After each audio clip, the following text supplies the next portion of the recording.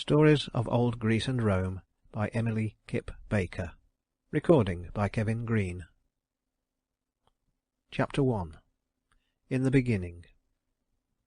In the days of long, long ago, when men built altars and burned sacrifices, and worshipped their gods in temples of pure white marble, Jupiter, the greatest of the gods, sat upon his throne on high Olympus, and looked down upon the doings of men. The topmost peak of Mount Olympus was covered with clouds, so high it was above all the hills of Greece, and its slopes were thickly wooded. Just how high the mountain really was could only be guessed, for no man had dared to climb even as high as the first cloud line, though the story goes that once upon a time a wandering shepherd, looking for a strayed lamb, had ventured far up the mountain side, and had soon lost his way. He groped about blindly as the mists began to thicken all round him, and the sound of his own footsteps terrified him in the dreadful silence that seemed to be suddenly creeping over him. Then a mighty tempest broke over his head, and the mountain shook to its very base. From the hand of wrathful Jupiter fierce thunderbolts were hurled, while the lightning flashed and gleamed through the darkness of the forest, searching out the guilty mortal who had dared to climb too high. No human eye had ever seen the glories of Olympus, no human foot had ever stepped within its sacred halls, where the ceiling was of gold and the pavement of pearl, and the thrones of the gods shone with 1,000 glittering jewels. Here, quote, "The gods have made, so saith tradition, their eternal seat. The tempest shakes it not, nor is it drenched by showers, and there the snow does never fall. And in the golden light that lies on all, day after day, the blessed gods rejoice." End quote. Odyssey, Book 6, line 53. Of the life that was lived among the dwellers on Olympus, not even the poets could claim to know, but sometimes a tired soldier dozing by his campfire dreamed dreams of this wonderful country where the immortal gods walked by night and day, and sometimes a lonely fisherman, looking across the blue waters of the Mediterranean to the crimsoning sunset, saw visions of youth and beauty and life that lasted for ever and ever and ever. It was long before the memory of man that the gods first came to live on Mount Olympus, and it was still longer ago that all the great powers of the universe fought with each other for the right to rule the world. In this mighty war, which rent the very heavens with the crash of battle, Jupiter at last conquered all his jealous enemies, and made himself ruler of the gods and of the world. On that day he established his dwelling place on Mount Olympus, and set the earth below him for a footstool. From his throne in the high heavens he looked down upon the kingdoms that he had portioned out to each of his brothers, and he saw Neptune, the god of the sea, driving through the waves his chariot drawn by huge misshapen sea beasts that beat up the thick white foam until it glistened on the sea king's beard and on his crown of shells and seaweed.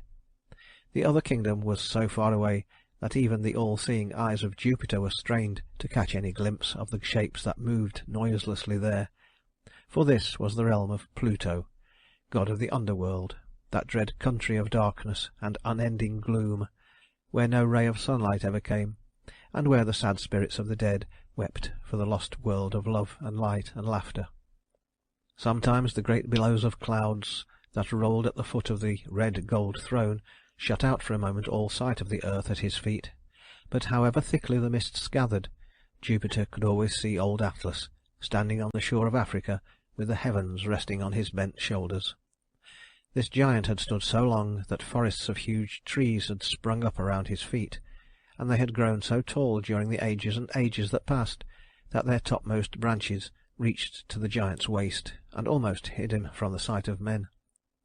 No one offered to relieve him of his burden, not even his 2 brothers, Prometheus and Epimetheus, to whom had been given the less difficult task of creating man and placing him in the rich gardens of the earth. There was every kind of plant and animal life in the gardens, and all things were very beautiful in this morning of the world, so beautiful that the gods, who must forever dwell in Olympus, felt sad that no eyes like their own could look upon the green meadows and flower-covered hillsides. So they bade Prometheus and Epimetheus fashion a being which should be like and yet unlike themselves. There was nothing but clay out of which to make this new creature, called man, but the brothers spent much time over their task, and when it was finished Jupiter saw that the work was good, for they had given to man all the qualities that the gods themselves possessed: youth, beauty, health, strength, everything but immortality.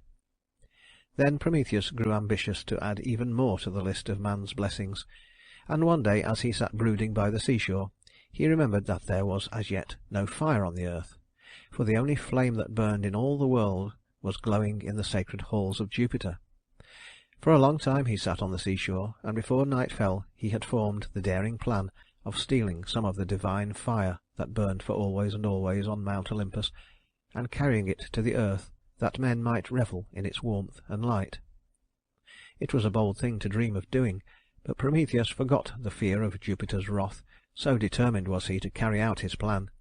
And one night, when the gods were in council, seated around the great red gold throne, he crept softly into the hall, unseen and unheard. The sacred fire was burning brightly on a hearth of polished silver. Some of it Prometheus secreted in a hollow reed, and hurried with it back to the earth. Then he waited, with terror at his heart, for he knew that sooner or later the vengeance of Jupiter would search him out, even though he fled to the uttermost parts of the earth. When the council of the gods was over, Jupiter looked down through the clouds and saw a strange light on the earth. For a while he did not realize that it was man building himself a fire, but when he learned the truth, his wrath became so terrible that even the gods trembled and turned away in fear. In a moment Prometheus was seized and carried off to the Caucasus Mountains, where he was securely chained to a rock, and a hungry vulture was sent to tear out his liver and devour it. At night the vulture, having gorged itself, slept on the rocks above its victim's head, and at night the liver of the wretched Prometheus grew again, only to be torn out and eaten by the vulture as soon as the sun rose. This terrible punishment kept on for years and years, for though Jupiter heard the cries of Prometheus, and many tales were told of his sufferings, the ruler of the gods never forgave the theft of the sacred fire, nor would he set Prometheus free. But the story tells us that at last there came an end to this cruel vengeance, for Hercules, son of Jupiter, went wandering one day among the mountains, found the tortured Prometheus, and broke his chains, after killing the vulture that had been enjoying this hateful feast. Though the gods were rejoiced at his freedom, the name of Prometheus was never spoken on Mount Olympus for fear of Jupiter's all-hearing ears. But on the earth men uttered his name in their prayers, and taught their children to honor the fire-giver as one of the greatest among heroes.